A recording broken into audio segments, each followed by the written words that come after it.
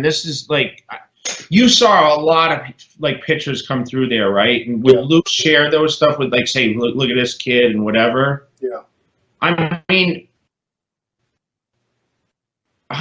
did a lot of wasted talent? Like, did you see a lot of people that didn't transpire into what was expected? And did you see, like, what was the most mind-blowing set of pictures you think you saw of someone that you could say, like, at a certain age was, like, just unbelievable?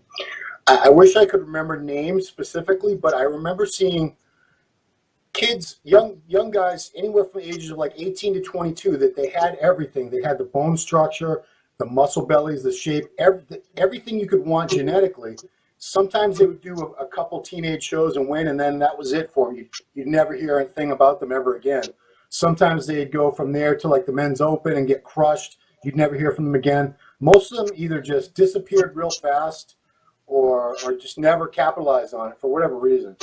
You know what's funny? I'll tell you, when I went and trained, when I went to that Gold's Gym at the end of '93, and I was walking around the gym before I met Connor's, I was the most freakiest bodybuilder I've ever seen in person. That was Lee Priest at the time, because he was like 20, bro, and he was fucking insane big. Yeah. He was crazy big. Like, I never seen anything like it. That guy couldn't even walk. He was so big. And I'm saying, this kid is like basically my age, you know? Yeah. And he was just unbelievably big. I never seen anything like that in my entire life. Yeah, he's a special case, because I mean, you look at pictures of him flexing in his backyard when he was like 13.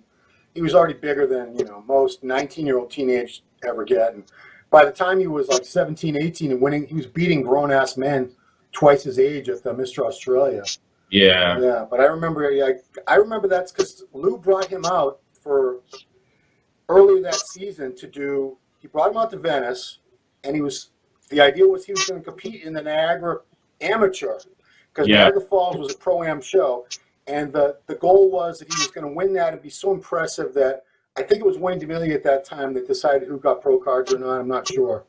But the idea was that he would see him and be so impressed that he'd say, you know what, you deserve to be a pro, because he'd already won the national title a few times. He won Australia, the national Australia like 3 times or something. I never consider myself a professional. I always just consider myself as someone who trains and wants to do the best they can do. So it's still sort of like a thing to me. Sometimes you wonder if you're dreaming or whatever, but, you know, I just go and have fun.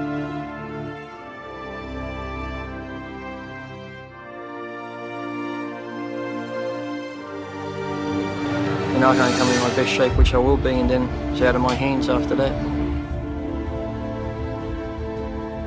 Competition, I've always been one who wants to win a show, or that, you know, being with the sport, you know, that's what you have to do to get your name out there. But me, I love training more than anything than competing, so I don't really need motivation. I just love training in my blood. I started training at such a young age, it's been in my family, so it's just part of me training.